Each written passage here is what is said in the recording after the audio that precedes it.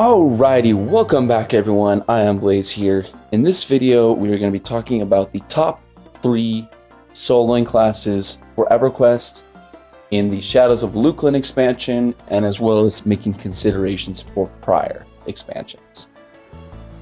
Before I begin, I don't recommend soloing.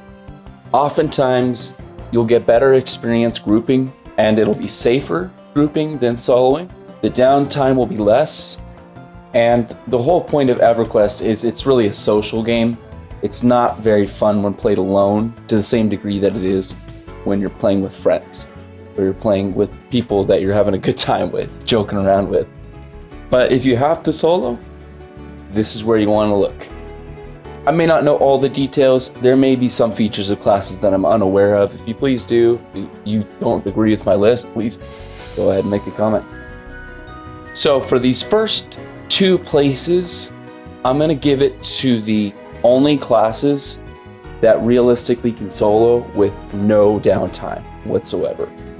So the first class, the Necromancer class, is able to solo it outdoors and indoors. Having room for kiting, whatever it may be, is irrelevant for them. They don't need it.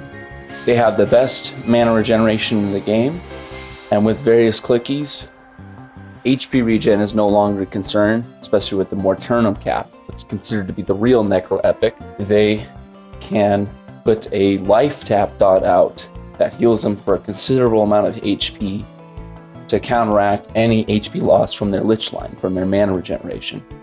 They also have some pretty strong roots. They have some great fears that allow them to kite if necessary, but it's better to root. They also have the most mana efficient dots in the game. It may take a while to kill something, but they can do it. And they have the ability to face tank mobs with their life taps. If it's a summoner, they can do it. It's risky, but it can be done. If things get out of hand, they have 2 invulnerabilities, and they have Feign Death, one of the only very few classes that have an ability to aggro wipe. They also have a pet that can act as an intermediary. It's probably one of the worst pets, one of the worst caster pets, but it's feasible. It can do something. It can save your life in a pinch. They also have an evac ability too, in a bad case scenario. And they also get a mez that works up to level 55. It falls to the wayside around Shadows of Luclin in post, but it's still quite viable in Velius and prior. So they are a very well-built class for being safe when soloing and being sustainable in soloing. They take a while, but they definitely can do soloing with no downtime if they're played in a very efficient manner. And they can solo almost anywhere so long as the mob is, not every single mob is a summoner. If they can root a mob, they can pretty much take it down. And now for number 2, the only other class that has realistically no downtime when soloing is the Bard class. Now the Bard class can solo in a variety of means.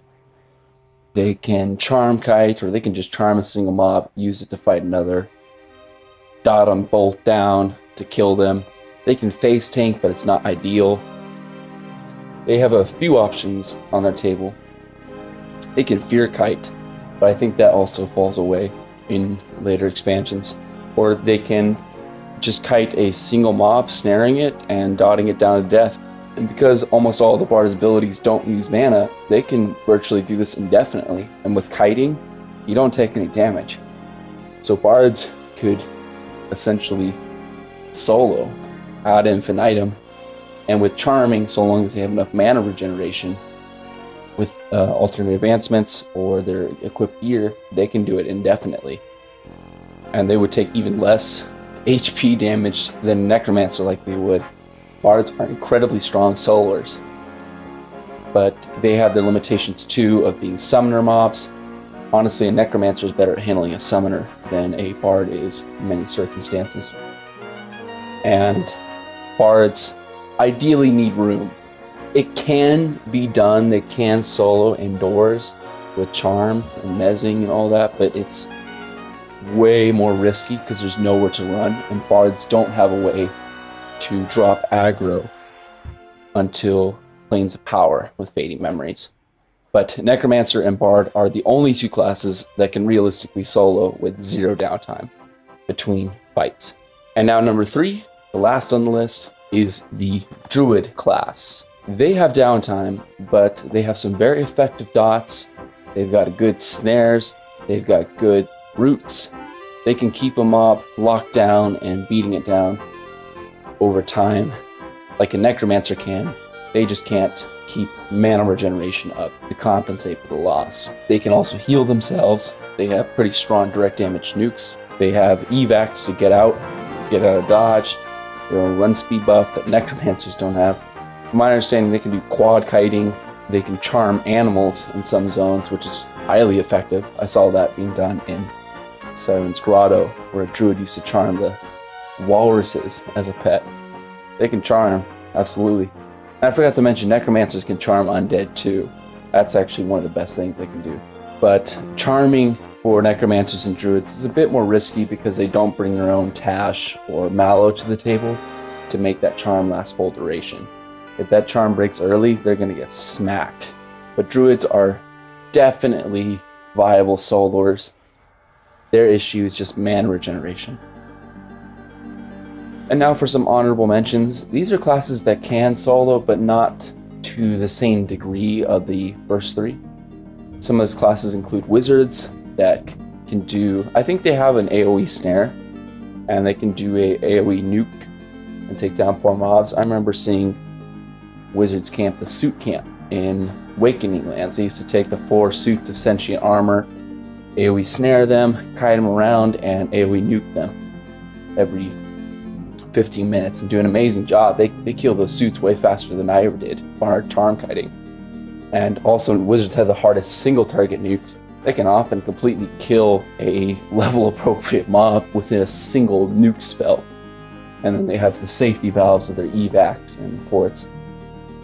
Shaman is a very solid class too. They have some pretty good dots, but Shamans, what saves them is they have some pretty solid healing, but it's their slow. They have the best slow in the game.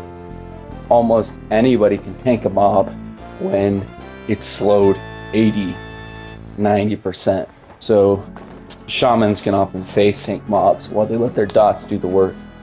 And they have a couple clicky dots from gear pieces, from my understanding. Rangers can root and archery kill, and they can also kite a mob with snare. That's actually better because root impedes archery damage, so they can snare kite while using their bow. But it's not really viable until Shadows of Luclin with the Endless Quiver AA and Weapon Mastery of the Scout, also known as Archery Mastery. And last but not least, the Enchanter class. Charm pets, charm DPS, their beefiness is insane in Classic. It is insane in Kunark. It falls by the wayside in later expansions, but charm DPS and charm pets are, especially with haste, they are some of the most solid pets that you can use. And in those expansions, Enchanters can take down some of the beefiest and the hardest mobs in the game. They can haste their own pet, and then they can slow the mob that they're trying to take down and let their pet do all the work. Enchanters were often in a better position than Necromancers or Bards to take down the hardest named mobs quicker than anybody else could. But the main issue with Enchanters is they were very squishy and they didn't have a way to heal themselves. If things got out of hand, they could often mez, they could stun, they could memory wipe. But the problem is, if you get a charm break in the middle of a fight, they only take a very few number of hits and they're dead. They don't even have enough time to react often. They just don't have the safety valves that, say, like a Necromancer does. And Magicians also are viable for soloing because they have the best summon pets in the game and they've got some pretty strong nukes.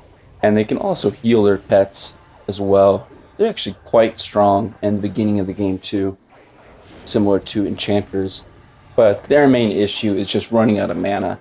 They can handle a lot of tough mobs, but they have to have downtime between the fights. So thank you all for watching. I will see you in the next one.